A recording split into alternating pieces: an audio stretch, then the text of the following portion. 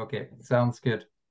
Yeah. All right. Well, I think we'll start. We've got looks like we've got 15 people in on the call. A nice number. So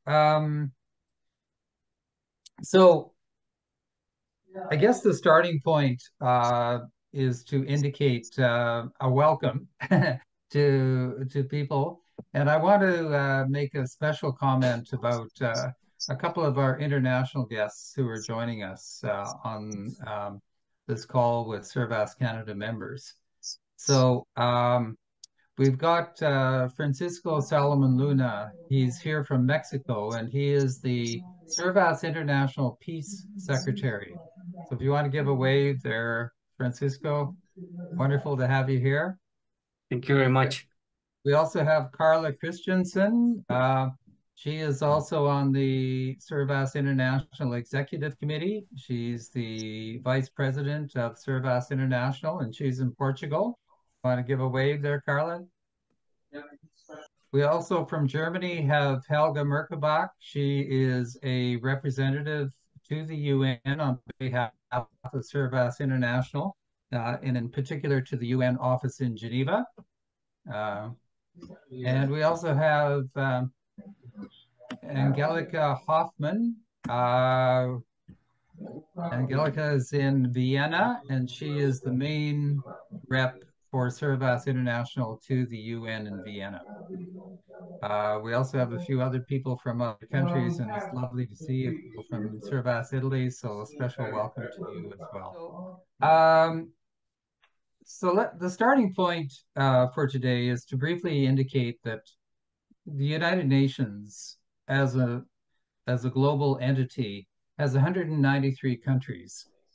And one branch of the United Nations is something called the Economic and Social Council.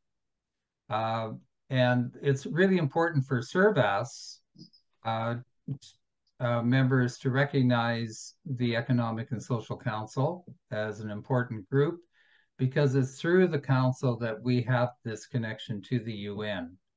In other words, about 50 years ago, Servas International gained something called consultative status with the UN. And that enables us to participate in various conferences and meetings and of the UN, including the one we're going to be talking about today, and other ones, other conferences as well. So it's a great opportunity for Servas International to truly have some input into what's happening in the world. Because we are a member of ECOSOC, we are able to attend meetings regarding the Treaty on the Prohibition of Nuclear Weapons.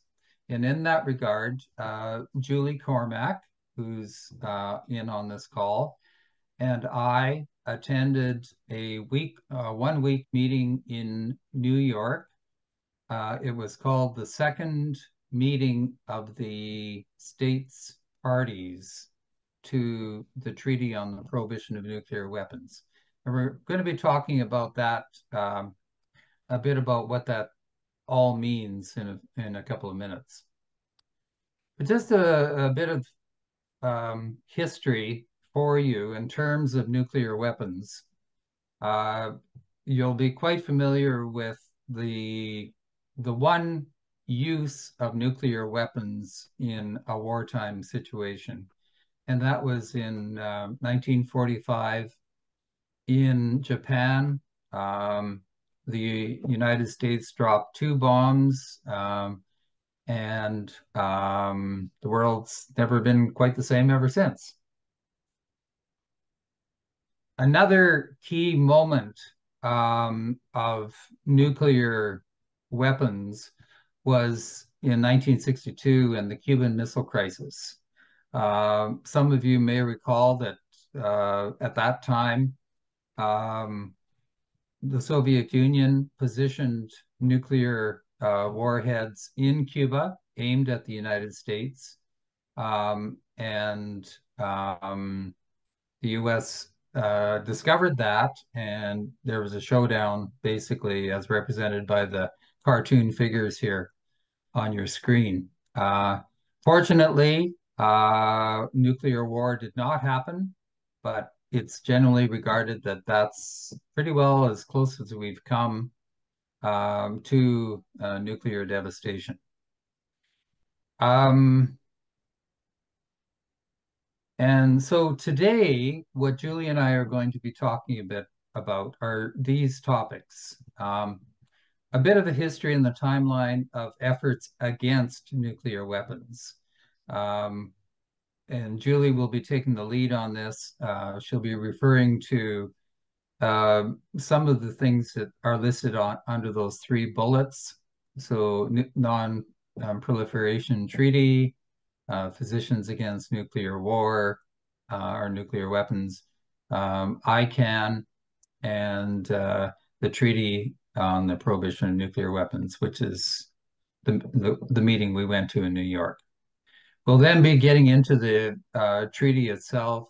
Who are the participants? What are the main components of that treaty? A bit on nuclear deterrence versus common security. Julie will be talking about that. It's a major debate, fundamental debate surrounding nuclear weapons. We'll look a bit at Canada's own position surrounding the treaty, and also Servas and the role that Servas can play in the future as we see it. So that'll, when it comes to Servas, we'll definitely open that up. We'd love to hear your views on that. And hopefully we'll have a good discussion about people's thoughts about that particular matter.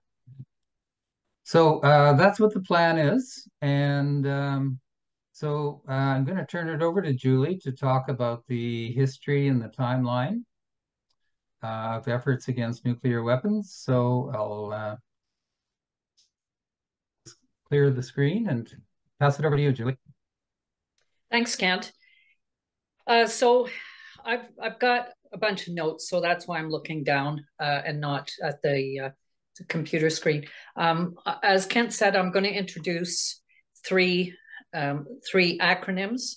I'm going to start with the NPT, which is the Treaty on the Non-Proliferation of Nuclear Weapons, and then I'll move on to the next two. So briefly about the NPT, it was an international treaty. It was a landmark treaty, something brand new, and it was to prevent the spread of nuclear weapons and weapons technology, eventually leading to the goal of complete disarmament.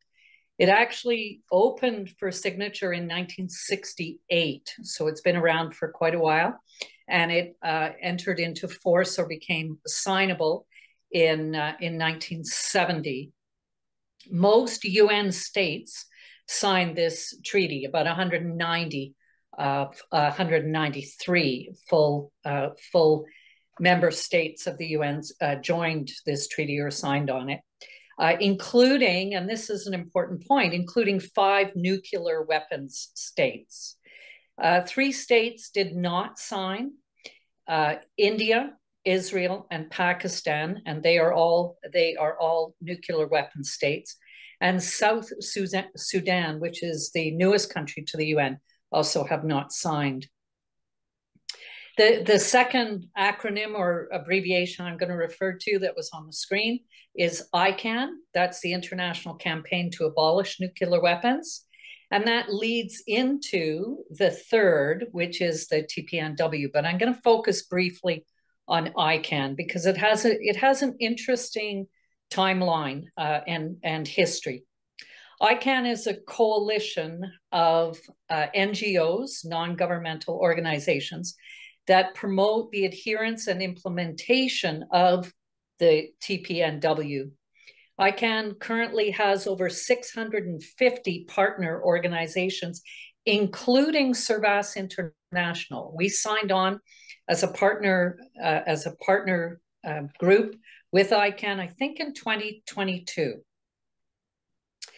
How ICAN actually started was through the International Physicians for the Prevention of Nuclear War, and that happened in 2006.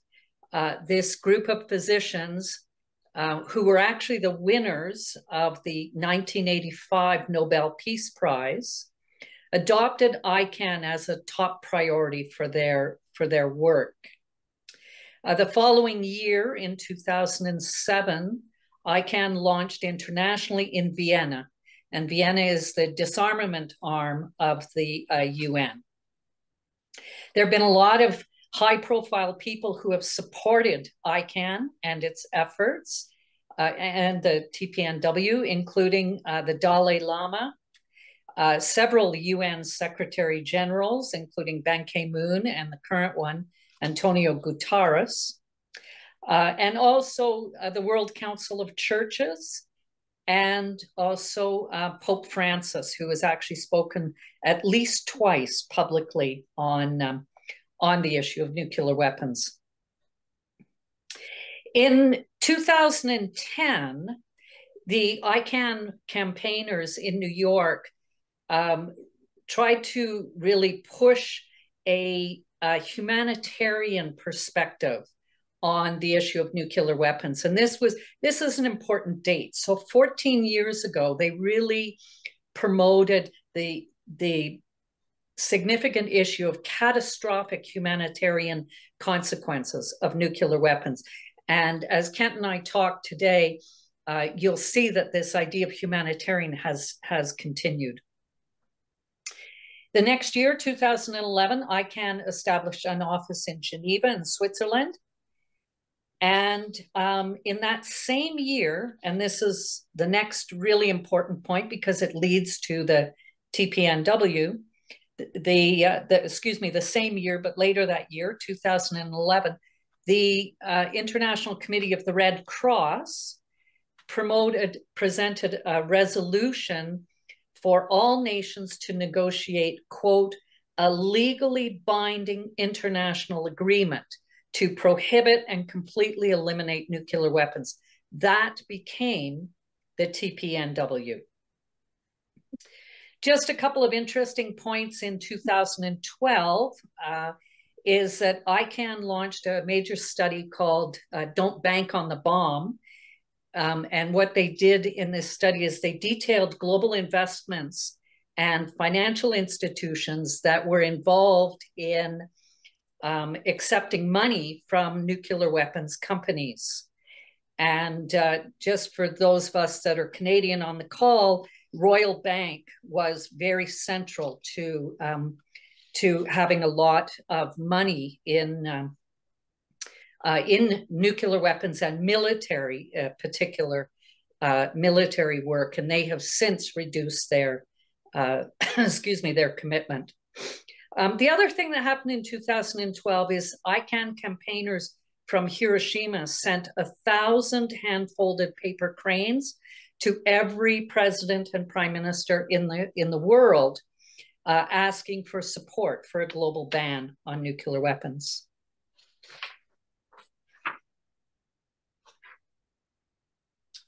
In 2015, that was the 70th anniversary of the atomic bombs of Hiroshima and Nagasaki, and ICANN campaigners commemorated this anniversary. I mentioned that Pope Francis has spoken. He spoke to the General Assembly the same year, 2015, and he called for a complete prohibition of nuclear weapons.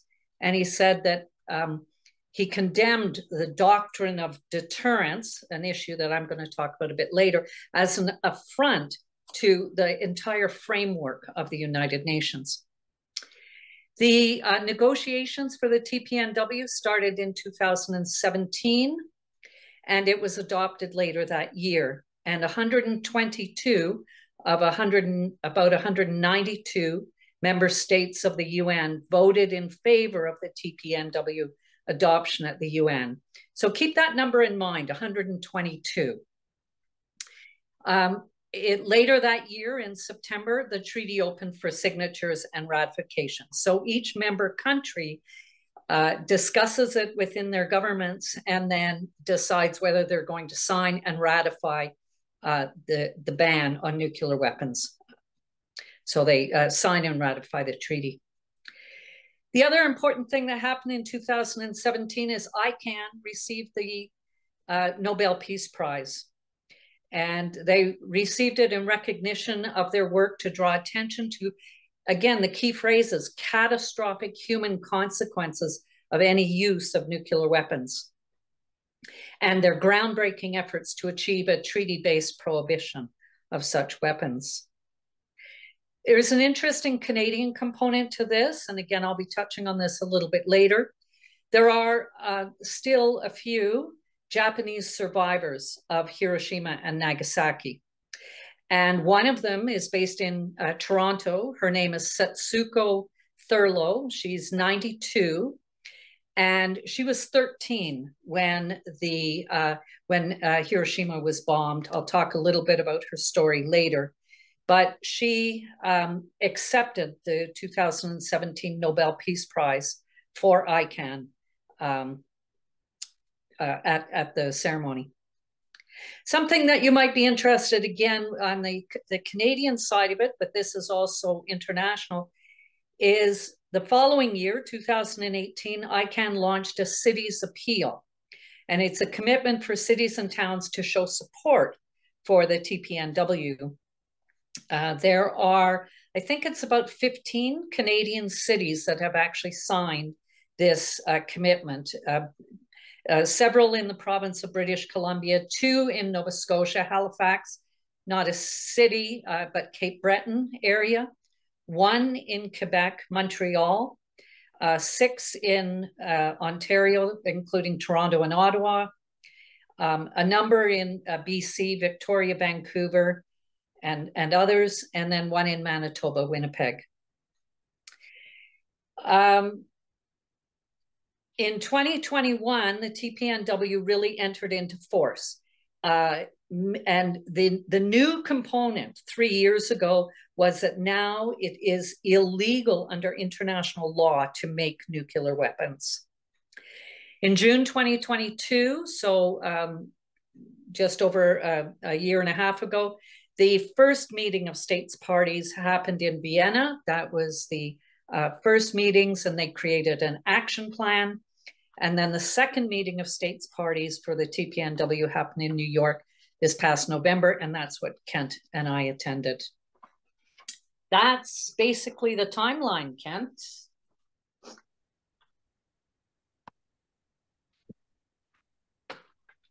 Okay, so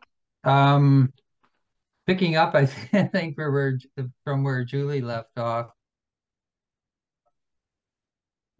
the treaty, Prohibition of Nuclear Weapons, or TPNW, has been processed, I guess, by a number of countries in the world. The treaty was adopted back in 2017, and I do apologize if I'm repeating a bit we said that I might not have heard. But so the UN General Assembly approved and adopted the treaty on the prohibition of nuclear weapons in 2017. And then since then, it invited countries around the world who belong to the UN to consider, and then taking it back to their parliaments in their individual countries to get it ratified. And that's sort of a 2-step process that each country was needing to go through. And then they would be joining the treaty, true member state to the treaty. So currently there are 93 countries in the world that have signed the treaty. 69 of those 93 countries have taken it to the second step of ratifying the treaty, which means they've accepted that treaty, its stipulations within it. As you can see by the map here, the countries in blue are the ones that have So again, for me, the darker color were the ones that have ratified the agreement. Is that correct, Julie? I'm actually not super familiar with that map. Right. But the point is that 69 of 193 member states of the UN have ratified it, so they've gone the full step. So what that means is they are completely against, they are completely for, excuse me, a ban on nuclear weapons and any nuclear testing. And a lot of what we heard at the meetings, in the official meetings, is we heard a lot of countries affirming their decision to follow through with this treaty. Is he back? Right. Okay, so yeah, I hear your. We can hear you, Kent. yeah, so sorry about this. We are having bandwidth issues locally here. So anyway, I was indicating the parts of the world that are very supportive of the treaty, and parts of the world that are not supportive are the ones that are in gray. There are some countries that are sort of in progress partway through thinking about it, but that's an ongoing piece of work. So the next slide here mentions, so who is participating in the meetings surrounding the treaty at this moment in time? Well, I mentioned the member states. 93 of them have signed on to the treaty. And then is another group called observers. These are other UN countries that are coming to the meetings, but they're not committing themselves to actually join or even take steps necessarily towards joining to become a member state.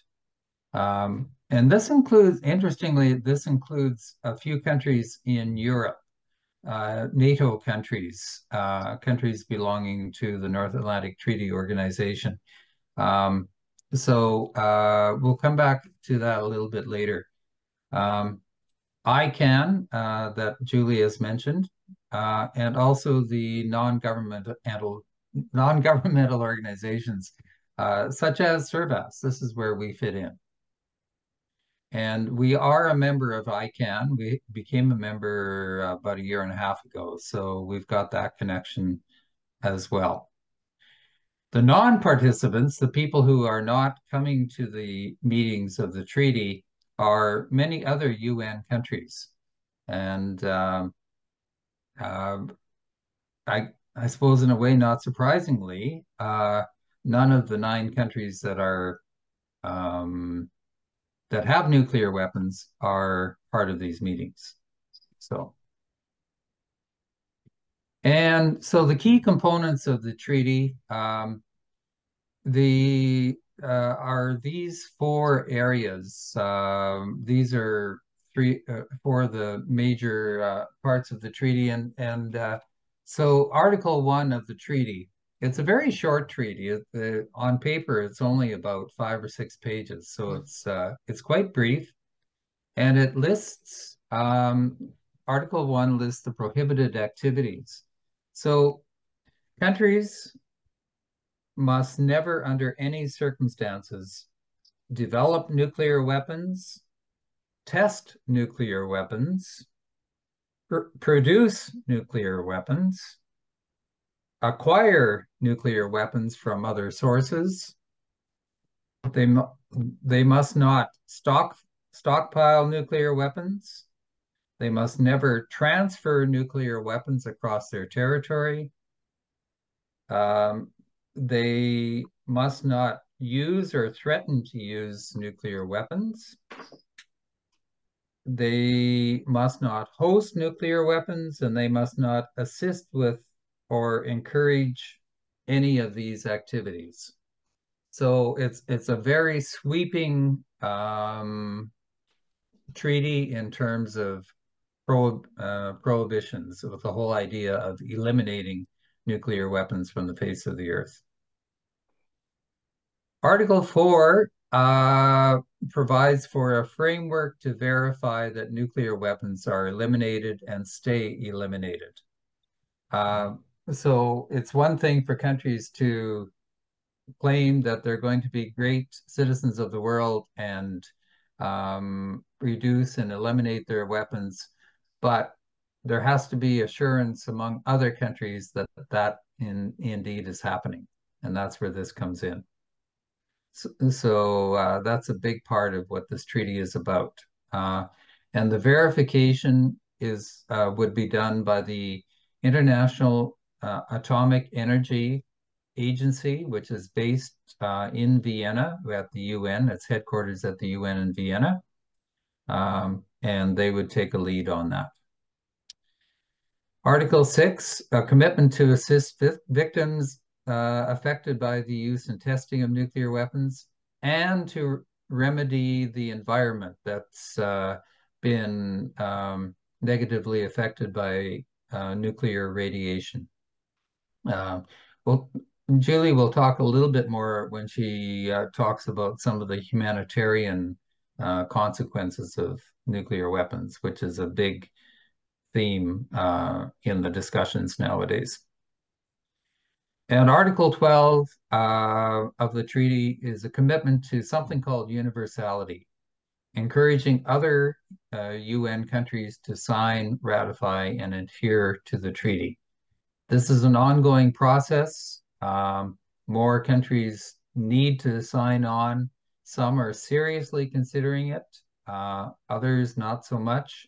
It's a work in progress. So I'll stop this screen share. And Julie, I'll turn it over to you then to talk a bit about the humanitarian consequences and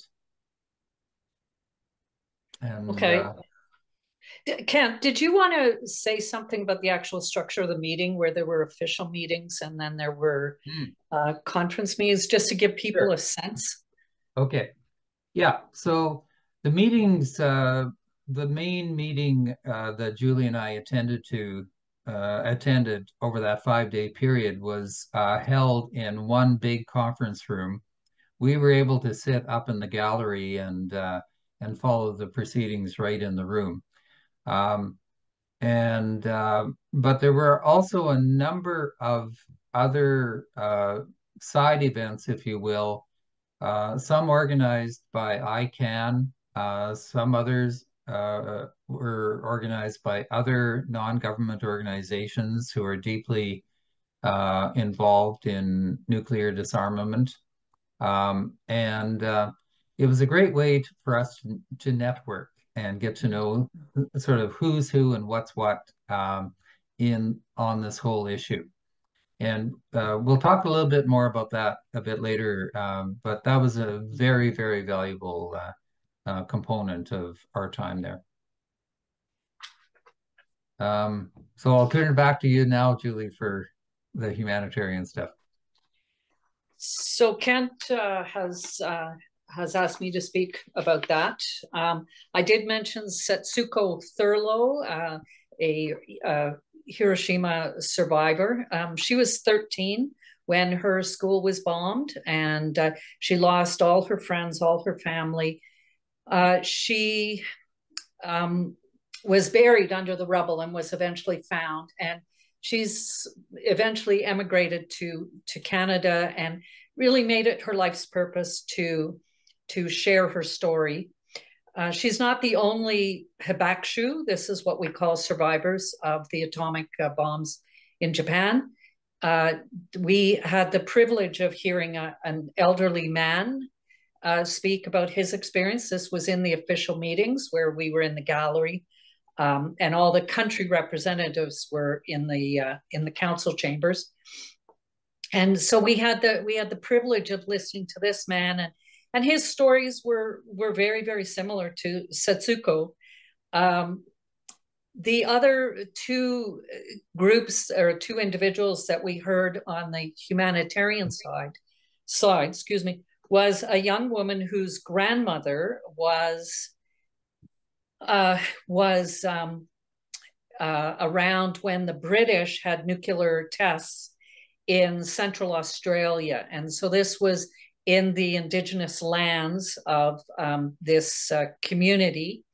And I think it was in the late 50s that there were British nuclear tests in Australia.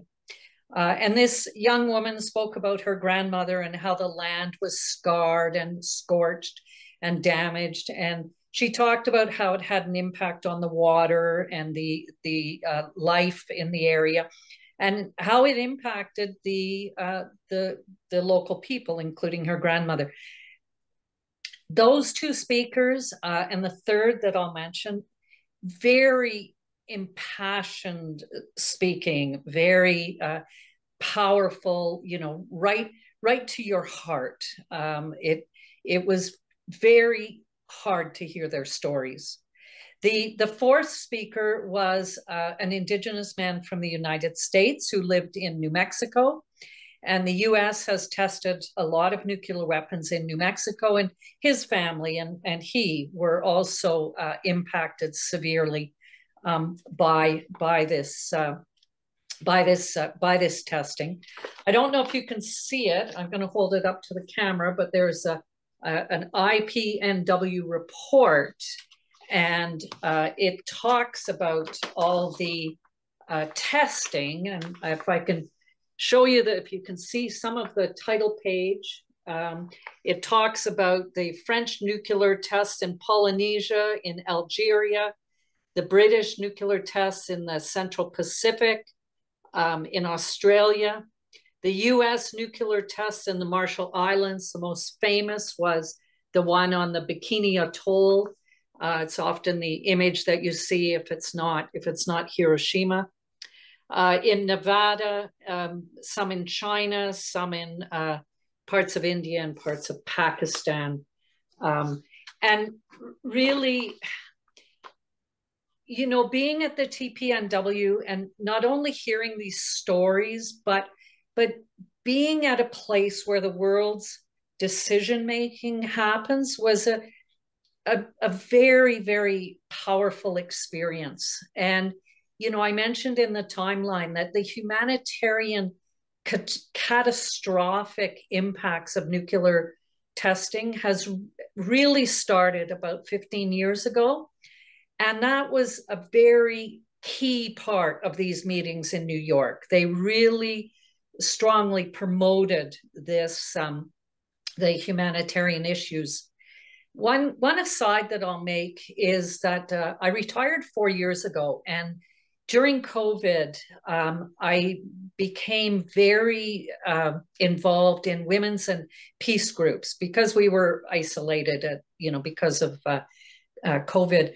And so I did a lot of Zoom meetings. And I've heard, for example, Setsuko Thurlow speak 3 or 4 times. She is available on YouTube. You can find her.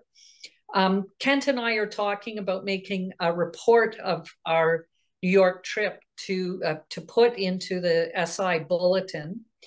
And we will certainly put some links. If we do follow through, we'll certainly put some links and information in that article, including I can find some of Thurlow's work.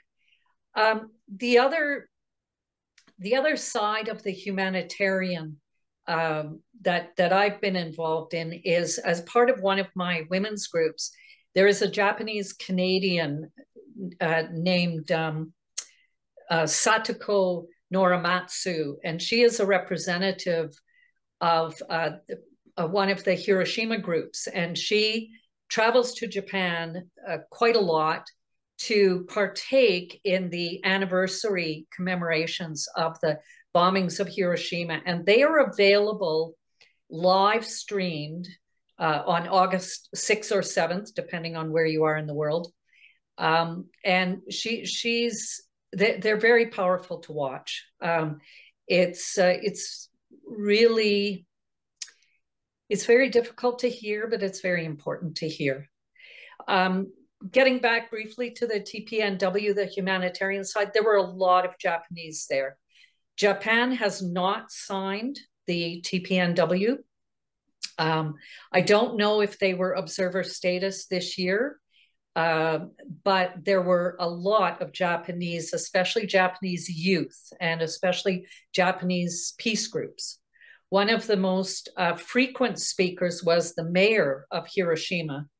And he talked about, both in the official meetings and then in the more unofficial conference meetings, he spoke about very active educational programming for youth in Hiroshima and around Japan to really promote the need to know what happened and again, the humanitarian consequences. So the humanitarian side, that Article 6 is very, very central to the TPNW.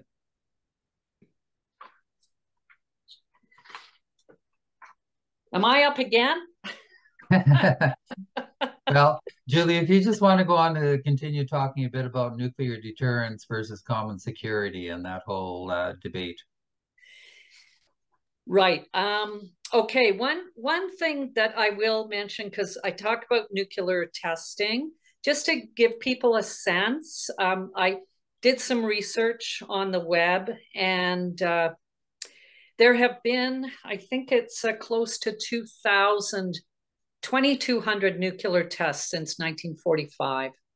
And that's just, there's no advantage to that at all. I have a strong opinion. I think it's because I'm part of these women's and peace groups. So I apologize if my opinions come out a little biased. I don't mean to be. So the debate, and Kent and I went to a couple of sessions on this, is the debate is between nuclear deterrence and common security. And that is why nuclear deterrence is why NATO countries have not signed the treaty. Now, as Kent said, NATO countries were there as observers. Germany and Norway were there, and that's very good. And you can hear all the official meetings, or you can see them on UN Web TV, and you can also read all the reports. Even including Germany's and Norway's, it is available. And so I'll find those links and we'll make sure to make them available. The idea of nuclear deterrence, and I don't want this to be a history lesson, but I do need to give a bit of context. The idea of nuclear deterrence comes out of the Cold War. The Cold War was a period of great tension between what we would call East and West, but more between the US and the Soviet Union and Russia. So it lasted about 50 years. It was a significant period of nuclear buildup. The most nuclear weapons that existed during the Cold War, and it was over 60,000 nuclear warheads. Today, there are just over 12,000 nuclear warheads, split basically between the US and the Soviet Union. So the Cold War is where all this attitude about how to deal with nuclear weapons really, really developed. And Kent talked about the Cuban Missile Crisis. The US had nuclear weapons set in Turkey and in Italy facing Russia, and Russia had nuclear weapons facing the US in Cuba. So there's a lot of context for all of this issue with nuclear weapons. The other thing about nuclear weapons, before I talk about the debates, is that nuclear weapons have become terrifyingly much stronger. To give you a sense, the bomb that hit Hiroshima had an explosive energy of about 15 kilotons, so 15,000 tons of TNT or dynamite. Nagasaki, about 25,000 tons. Nuclear weapons, the minimum explosive energy is 500,000 tons or 500 kilotons. So we are no longer talking about something that is very small. We are talking potentially about the destruction of the earth. One other thing that I want to mention, just because Kent talked about the atomic energy, there is a doomsday clock, and it is a metaphor that represents the likelihood of a human-made global catastrophe. And it's been run by atomic scientists since 1947. And they have moved the minute hand closer to midnight, which is sort of ground zero, 25 times since it started. And last year, 2023, it is the closest it's ever been to midnight, which is 90 seconds. And it's more than just nuclear weapons, because it's the whole threat is technological advancement, artificial intelligence, computerized warfare, cybersecurity, even the militarization of space. So it's not just nuclear weapons, but it's also certainly civil society is recognizing that military armaments, especially nuclear weapons, are very much involved in the climate crisis. Their massive, significant destruction of the land and the earth, and even how they operate, going through sound barriers, etc. And then the other threat that's also tied to this is the economic and social inequality and the poverty worldwide. So there's a lot happening in the world that is tied to this issue of security or nuclear deterrence. Kent, could you put up that website for me, please? Sure. Okay. And I'll speak briefly to it, and then very briefly about nuclear deterrence and common security. Oh, yeah. Okay, this one? And I'll have to ask you to move the screen down as we go. Okay, so these are the countries that have nuclear weapons: Russia, US, China, France, UK, Pakistan, India, Israel, and North Korea. And it gives you numbers. And these are the table on the right-hand side, nations that are housing nuclear weapons. These are American nuclear weapons: Italy, Turkey, Belgium, Germany, Netherlands, and Belarus is Russian. Can you scroll? And it says one nuclear weapon detonated over New York City would cause over 500,000 estimated fatalities or deaths. And that would be instant deaths. That's not talking about the spread of radiation over time across the area. Keep scrolling, please. Who has the most nuclear weapons? It's Russia right now with close to 6,000, and then the US with 5,500. But again, they are so powerful that one is even too many. Scroll down, please. Keep going. So nuclear armed states, this indicates, and there's, if you go to this website, we'll give you the link, but you can click the little arrow on the right, and all of the nuclear armed states have not signed the TPNW. That's what the red highlight says. Keep scrolling. 5 states hosting US nuclear weapons. None of them have signed the TPNW. Keep scrolling. And then, can you go back a little bit? Go up a bit. Stop. Other 29 nuclear endorsers. And you can see that Canada endorses nuclear weapons. And just a little personal note, we will, Kent will talk about this later, but there was an unofficial group of Canadian members of parliament there, but they were unofficial, and they were there because they wanted to know what was going on, which was great, but Canada has clearly showed its support to nuclear advancement. And I think, personally, my opinion, it's a dangerous precedent. Briefly, you can take that off now, Kent, thank you. Briefly, nuclear deterrence is the idea that nuclear weapons will deter other states from attacking with nuclear weapons.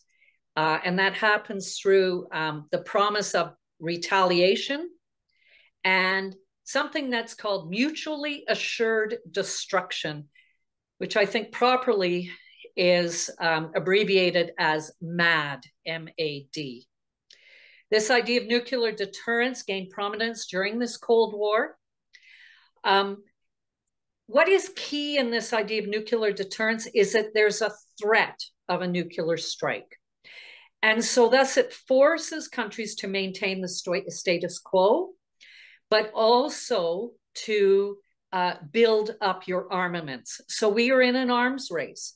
Now, yes, we don't have as many nuclear weapons as we did during the Cold War, but we have way too many. There are several assumptions with nuclear deterrence, but the one that is the most false is that participants in this issue of nuclear deterrence are rational. People are rational, and they're not rational. And they're not logical, and they get emotional. And the example with the Cuban Missile Crisis, there was a US jet that during the Cuban Missile Crisis flew 300 miles into Soviet space. And Russian fighter jets were to meet this and to either shoot it down or to get it out of Soviet space. Unfortunately, these two different countries' militaries did not meet, because if they did, there is a possibility that there would have been a nuclear explosion over Russia, and that would have caused a nuclear war. So that's an honest human mistake flying into Soviet space. And this example was given to us by a man who has written a book on nuclear deterrence.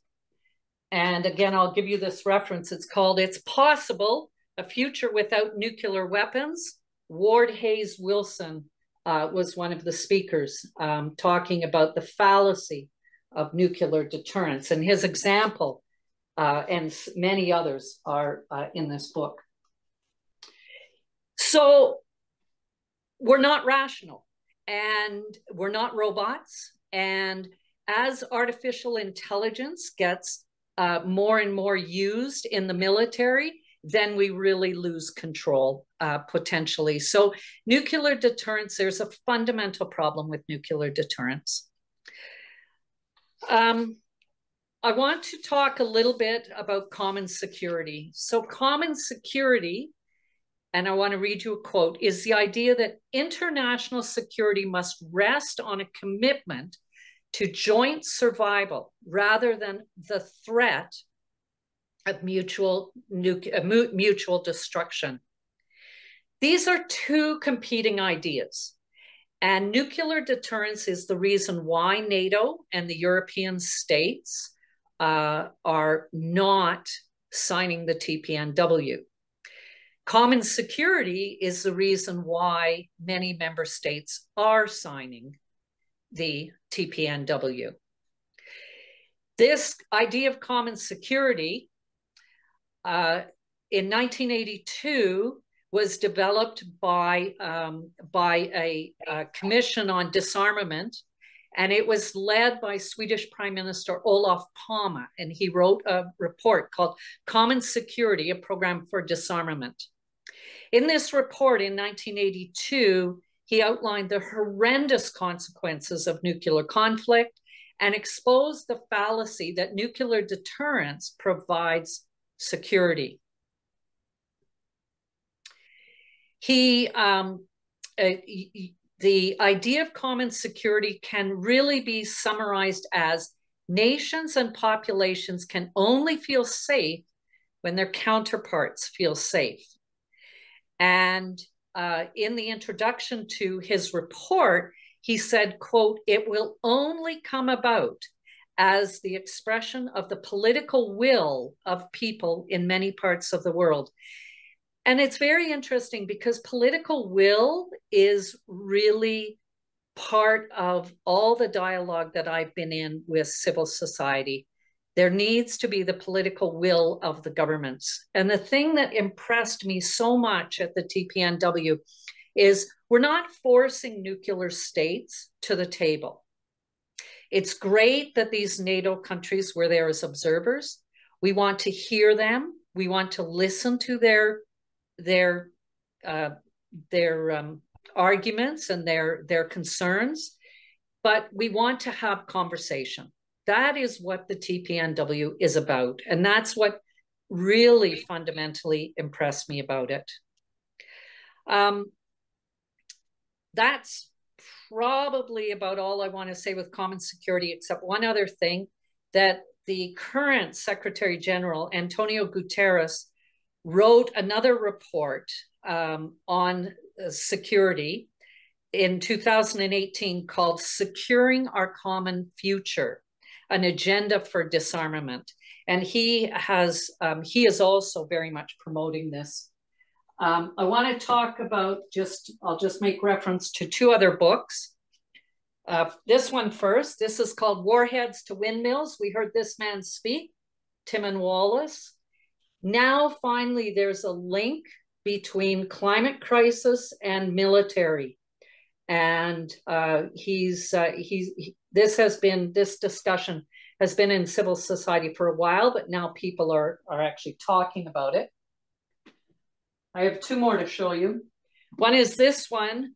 This is by Ray Atchison, writing "Banning the Bombs, Smashing the Patriarchy." It's a sort of a sociological approach to the history of nuclear weapons. And again, really a valuable resource. And then the other one, this is by a retired Canadian senator named Douglas Roche.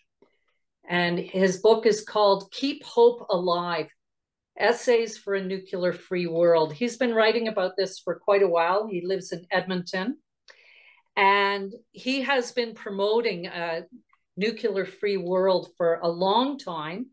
And he believes that the UN, as a global governance community, is the only way that dialogue will happen. And again, we'll put all these references in this report that we'll write. I'm good. Kent? Okay, thanks so much, Julie. Appreciate your clear and detailed explanation of nuclear deterrence and versus common security. So what we're going to do now, there are two main agenda items, I guess, left for our discussion today. One is to talk a bit about Canada and its position vis-a-vis the treaty. And I do this in complete respect of the fact that we've got quite a few people in on the call today from other countries. And I guess we asked their indulgence partially, but hopefully it's a bit illustrative for them too, in terms of hearing about a particular country, in this case Canada, that is not part of the treaty, and some of the pressure points that are at play in Canada and some of the debate that's happening here. So I just want to say that Canada has not participated in the treaty, even at the time that the treaty was approved by the United Nations in 2017. Canada did not vote. It didn't vote, and nor did many of the other countries connected with NATO. And ever since that time, Canada has not been at the table at all, even as an observer country, to the first meeting of the states parties, which took place in 2022, and then in the second meeting of the states parties that Julie and I were at in November. The people who were there on behalf of the Canadian government were a few of our members of parliament. Elizabeth May was there for the Green Party, and there were two representatives from the NDP, Don Davies and Heather McPherson, two NDP MPs. Also there was a Canadian senator, Mary McPhedran, who's been extremely active on this issue of nuclear disarmament. And they tried their best to get the word around, and also to show that it's not a uniform decision across Canada not to participate in the treaty. So they were definitely there as individual observers. Kent, yeah, yeah, Julie. Can I just show, this is an article again, I'll have to photocopy it and send it to people, but this is an article by Douglas Roach in the Hill Times, which is a subscription only government media publication, and it shows a picture of the parliamentarians who were there, and the title is They Defy the Government, Attend UN Meeting to the States Party to the Treaty on the Prohibition of Nuclear Weapons. And his last statement in this article is, will they actually get Canada to move to the right side of history? Who knows? But as one of the MPs said, Heather McPherson, she's in Edmonton, they felt compelled to be present. So they were there for 2 days. Yeah, and the official statements that are coming from the Canadian government are that they've described the treaty as well-intentioned but premature. And premature is coming from the idea that nuclear deterrence is still necessary in today's world.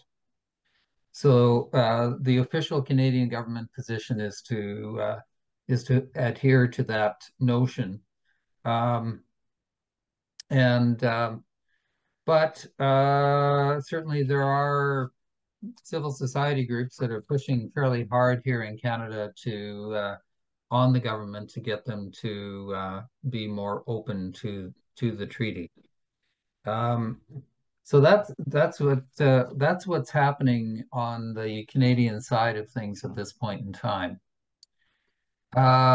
The other topic, though, is Servas's connection to the treaty. We are a member of ICANN, and have been for the last year and a half. This was a conscious decision by Servas International to become a formal member of ICANN. And of course, working on disarmament certainly fits Servas's peace mission. Julie and I went to this meeting in November mainly to learn and to network, get to know who some of the major organizations are in nuclear disarmament talks, and the movement towards a nuclear-free world, a nuclear weapons-free world. But we also went there to see what sort of role Servas may be able to have in the future in regards to that. Well, we did learn a lot. We did network a lot, and including meeting a couple of Servas members along the way. Anne Frisch from Servas US, who's very involved with Rotary International, but is a Servas member, and a very young member from the UK by the name of Sam Fairbrother. Again, representing another organization, but an active Servas member. So that was pretty neat. There are other groups like Warheads to Windmills, the International Peace Bureau. These are other NGOs that are very active in nuclear weapons issues. But I guess the question is, what can we as Servas members do, given all of this, given what you've heard today, given this ongoing process of treaty ratification, given the Canadian government's official non-participation in the treaty? What can we do as individual Servas members? What might we be able to do collectively? These are some of the questions I guess I would throw your direction right now, and certainly would appreciate any questions you may have about what you've heard today, but equally important, any comments that you would like to share in the remaining time this afternoon. So feel free to either wave at the camera or use the raise hands feature that some of you will be familiar with on Zoom. And make sure you unmute yourself. Yeah. Makes it easy to hear you. Thank you, Earl. True. And Earl, thank you for putting up the links in the chat. There's a number of good links, including the Hill Times. I appreciate that. Yeah, the full articles are also, I might mention this towards the end, but at the bottom, if you click on participants at the bottom, you can actually save the chat. We do record it. It is kept, but then it's trying to get a hold of it and get it out to people that are interested. So for those present, the bottom participants, you can download anything that's put in there.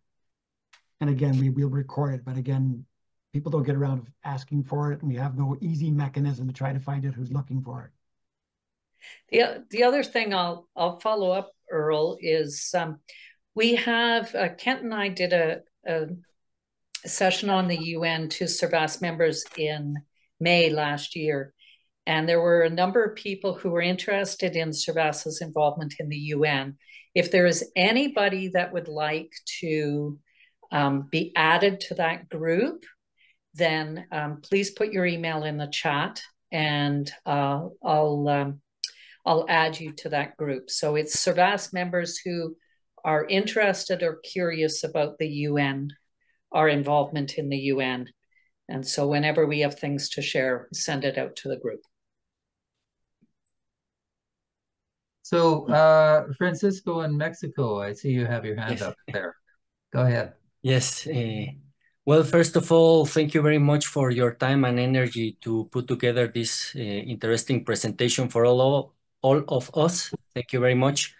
I just want to mention to all participants that we have an extraordinary team of Servas members representing Servas at the UN, Angelica, Daniela, Kent, and of course, they have also other members that collaborate, like Julie and many others. I want to thank Hamza because she's coordinating this team.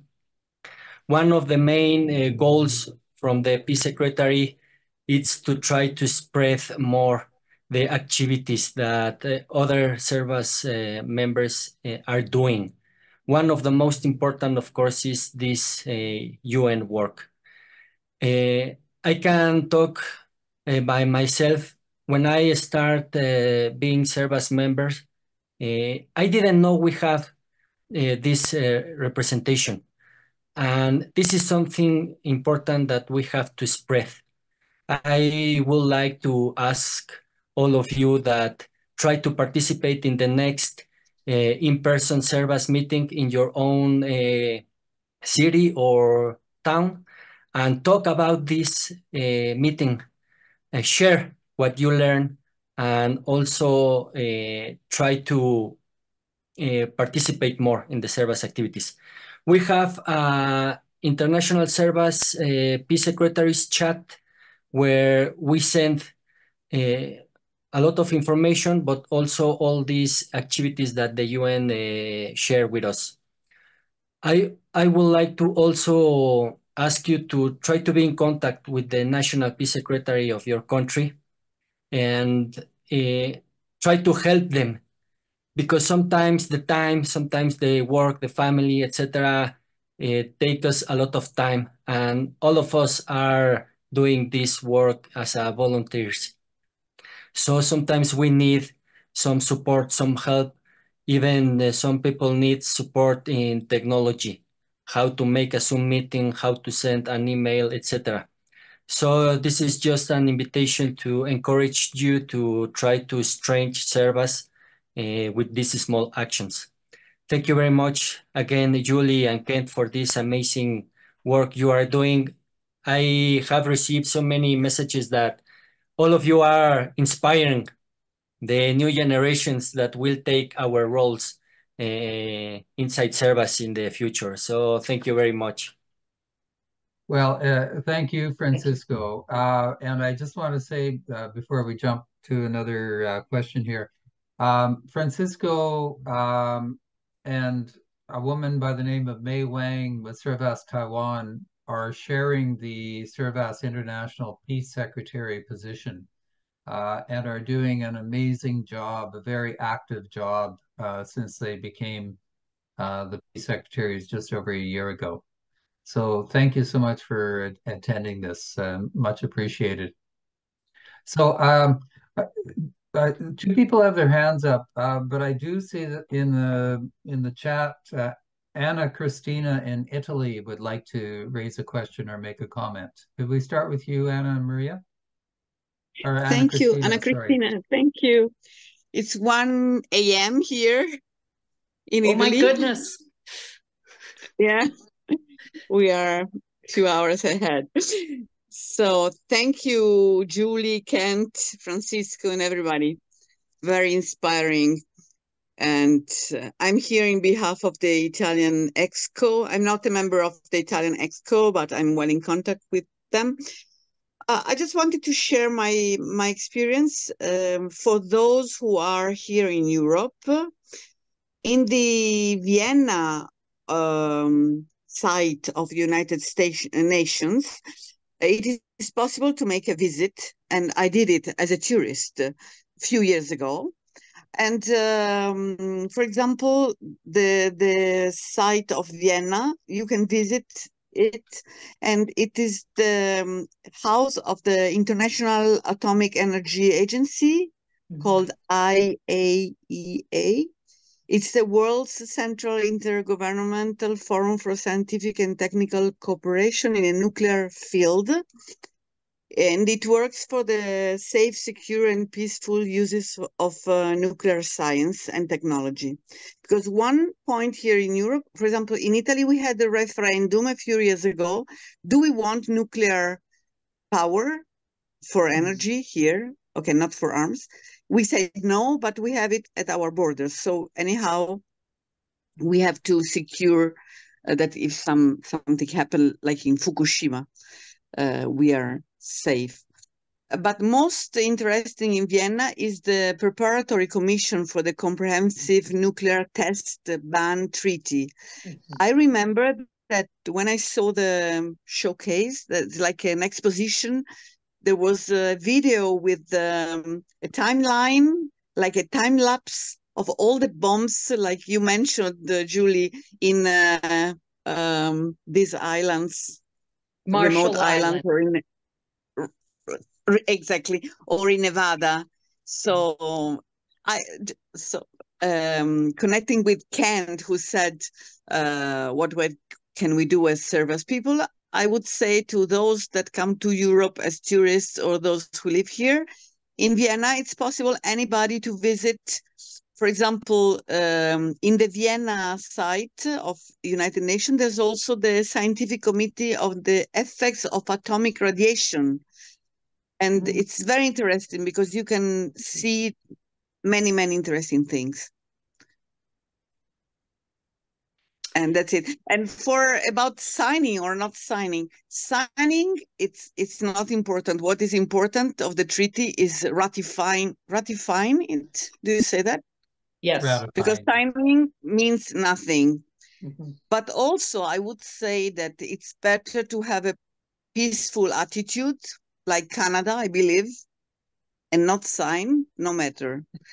In Italy, we have some very strict rules for wines, but there are very good wines that don't follow this discipline.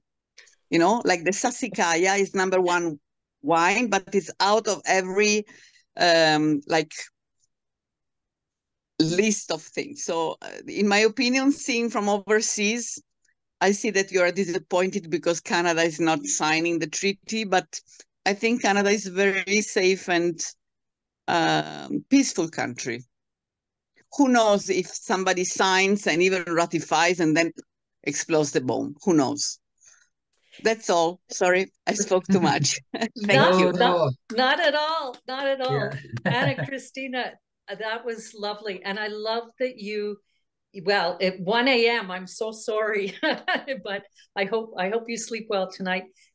You're absolutely right about the ratification. Like, it's actually that process that is very important. And, you know, the thing that's, and here I'm speaking from what I've learned with civil society. What is really missing is dialogue. It's listening to your neighbor and hearing what they have to say and communicate.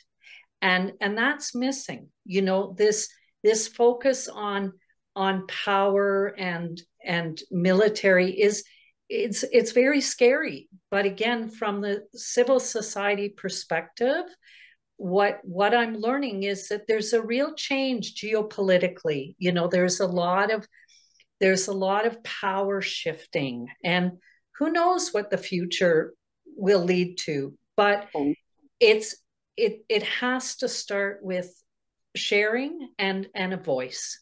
And I love your comment about, you know, come to Europe and come to see these places. Absolutely. I think we have a personal responsibility to learn. And I think that's the value with Servas. Yeah.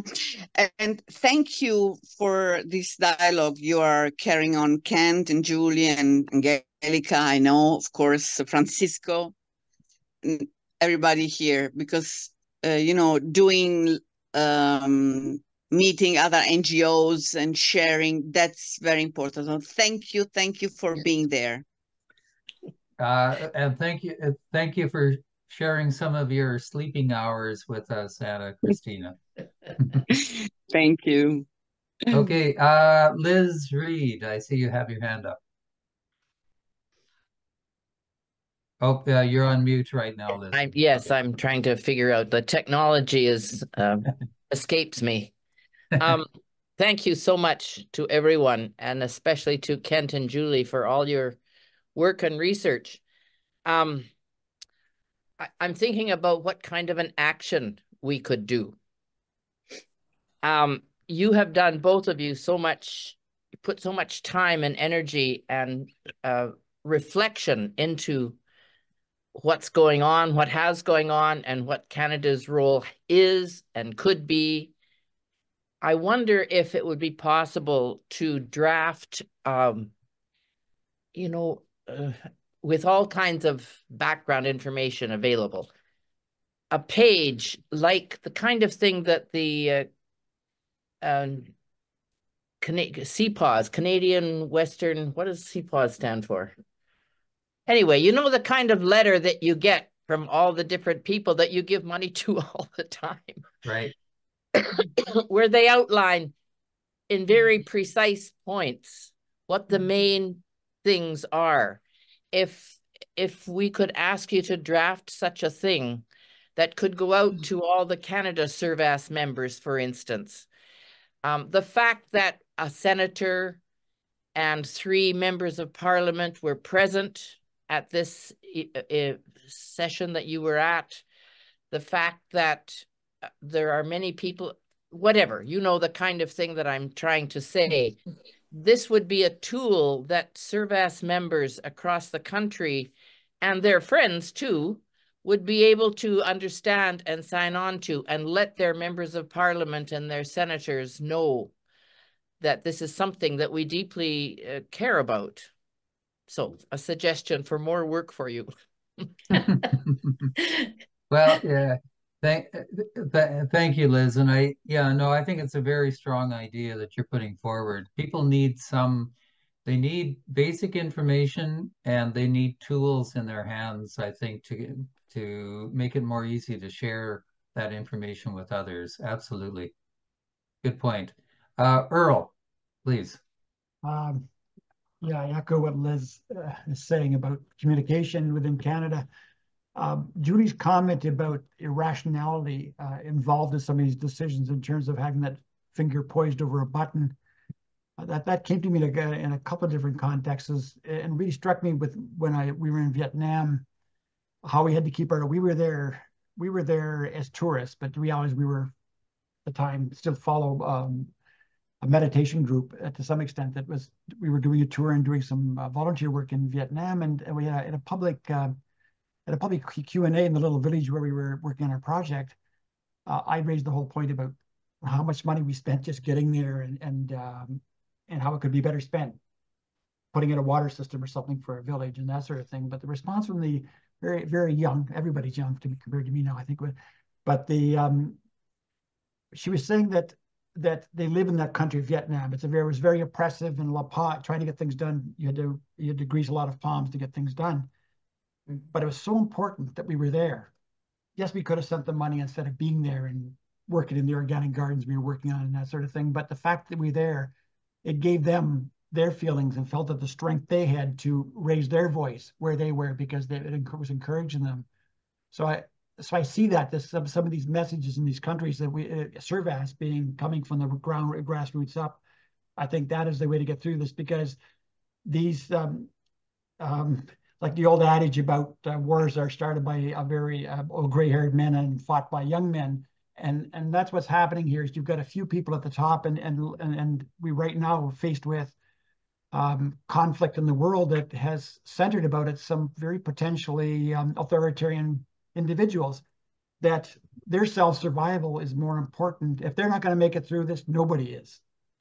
And that's the scary part of it. So we've got to keep this conversation going so that the people themselves can influence those people at the top, those people that are might not be as rational as we think, but can have some very, very lot of power. Thank you, Earl. Good points. Helga, in Germany. Thank you. It's also now 1:30 here, like in Italy, but that's not what I want to talk about. You're asking what Servas can do or what Servas members can do. I think this is a very difficult issue because we come from different countries.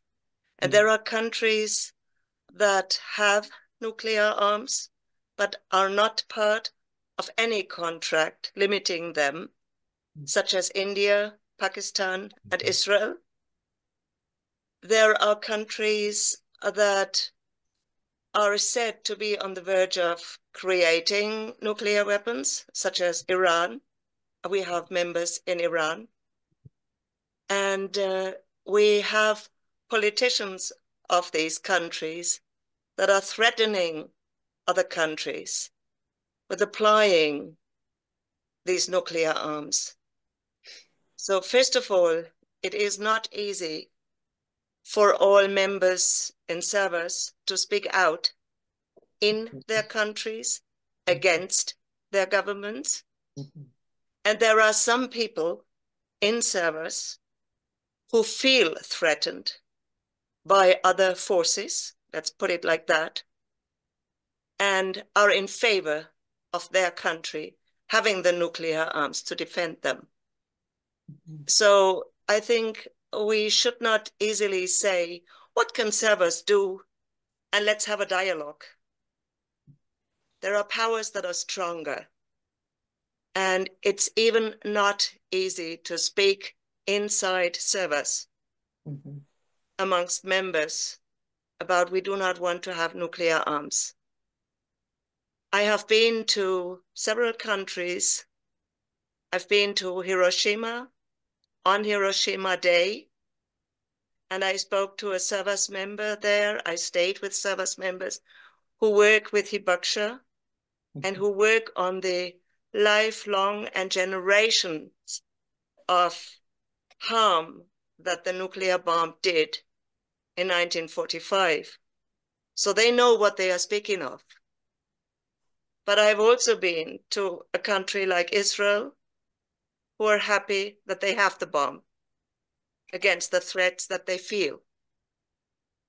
I've been to Iran, speaking to people, Servas people, who are frightened of a war, who are frightened of being attacked by Israel. And I've been to Lithuania. I've even been at a base where the Soviet Union had stationed nuclear arms, and they are gone. It was an empty space.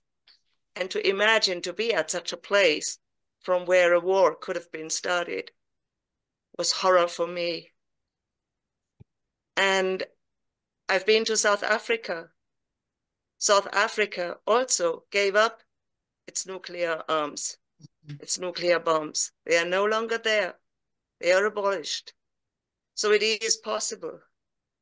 But I really do not know how Servas members can even get into a discussion with each other about deterrence and common security.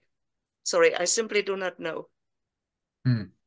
So yes, dialogue would be fine, but I found it even difficult to get into dialogue with people when I was in these countries. To speak really honestly, I'm speaking about Servas, not about anyone else who claim to be in a peace organization. So I just worry that the ideologies that we are in when we are inside a nation, that they strongly take an influence on our fears and worries and decisions to be in favor or against having nuclear arms. And to give you a last one from my own country, Julie, I sent this to you. I'd read this in the paper just today. A woman was, oh, wait a minute now. It's really too late or too early. She was taken to court because she protested at the site where nuclear arms from the US are stationed. And she was punished because she, well, she made it difficult. She put a barrier, she put herself in between, I'm not quite sure, where they wanted to train, wanted to do an army exercise. And now she has to go to prison for 60 days because she protested there. So, as I said, I find it very difficult. Yes, I would like to abolish all these arms, but it's even difficult to talk about that with members of Servas in various countries. Thank you. Oh, go ahead, Kent. Thank you, Helga, for reminding us about the diversity of opinions across the world and the diversity of the amount of freedom that people have to even express those views in their own countries. It's extremely complex. What I hear you saying is that a one-size-fits-all Servas international approach to taking a stand probably just isn't something that's practical to do in all Servas countries. And so I guess my question to you, Helga, is that does that mean that there still are some initiatives that individual Servas members could take in their own countries if they so choose to, and felt safe in doing it, felt like it might go somewhere, follow their heart in that regard? Well, I don't know. I know that in Italy you have something like a peace march. I remember there was one in Perugia. It was not exactly against nuclear arms, but there is something. I know of a Servas member in Germany who participates actually in bike rides, and one exactly there where this woman got her punishment. And so I know of, I think it is something we could initiate, and maybe that is a good thing to do. So, like going to Japan on Hiroshima Day, have a meeting there, or there is an international peace march in Latin America this year. I've forgotten exactly. I've got it somewhere. So that is something where we could ask Servas members to join, and at least when they agree to go to such a peace march, it is a better chance to talk to each other. Yeah. But also, I think we could encourage by, for example, sending our meeting now, sending the recording to countries where we know they have nuclear arms, and to ask them to discuss that at their annual meetings, just as a suggestion. I mean, it's not, you should do this or that, but at least discuss it, get into the dialogue. What opinions do you have about it? Yeah. So I think there is not much more that you can do. I will for sure always clearly speak out against any militarization and violence and so on. I will always follow the founder of our organization. I mean, imagine in the Second World War, not to join the US Army, who at that time were on the good side to fight German fascism. So, and he did not, he went to prison for 2 years. So I will always follow his model, but this is my personal decision. I think, Helga, as always, you make excellent points. I know that between country dialogue will be very difficult. And as Kent says, there is no one size fits all. I think that it's easy to say dialogue and conversation, but it has to start within your community, within your neighborhood. And I think that becoming knowledgeable, if somebody wants to spend some time and, you know, read these references or really follow some of the discussions, because there are very, very, very active peace groups and anti-nuclear groups and anti-war groups that are involved in all of this. You know, so that I agree, like talking between countries, I think is not possible. It has to be within country and within neighbors, within people, to chat about this. I think another issue, and Kent and I have talked about this, is a lot of people will see this as a political issue. And it, you know, and the question is, how political does Servas want to be? Well, I think what we do is we focus on the issue of peace. And I remember when I was at Sokoga in Korea, one of the workshops was on peace efforts, and there was a Russian peace walk. There was a Switzerland peace bicycle ride. In Korea itself, there was a peace bicycle ride. And so I think if we focus on that issue of peace, broadly defined, and then have some people who have knowledge or interest in specific issues, the militarization, the nuclearization, the role of artificial intelligence, then those voices will be heard. But I think we need to remember that Servas is basically a community of travelers and hosts who want to be involved in intercultural dialogue and want to promote the idea of peace. So I think within countries, within neighborhoods is very valuable. So I agree. Again, excellent points. Thanks. And I see Jane has your hand up, and I just before we jump to Jane, I just want to say we've lost a couple of people now. Could be because of the hour of the night for some, but we're also over an hour and a half, which is probably getting fairly long for all of us anyway. So let's go with Jane's comment, and then if we can wrap things up after that, that would be great.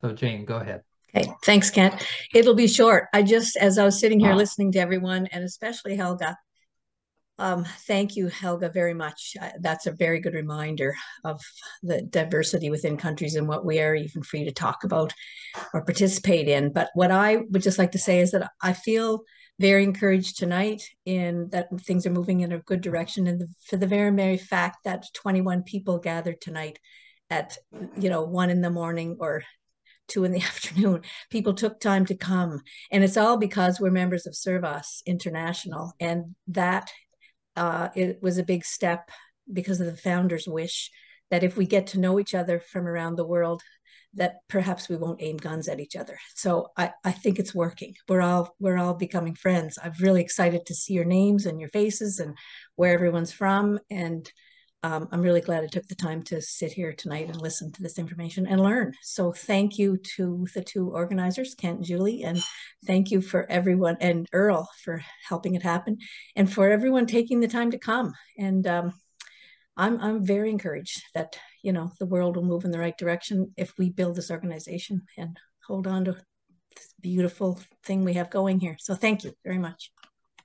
Jane, that was a lovely closing comment for our afternoon. So thank you so much for that. And thank you, Jane. Yeah. So yeah, I would like to close things off now, and thank everybody for their time and their thoughts, and the dialogue continues for sure. Okay, I loved thank your you. last words, Jane. Great. Thank you. Amazing. Thank you, group. everybody. Thank you. And all the best. Have a good evening or early morning. Thanks for the tough time zone. Very good. Thank you. Bye-bye. Bye-bye. Bye now. Thanks so much. Thank you, Ciao. everyone.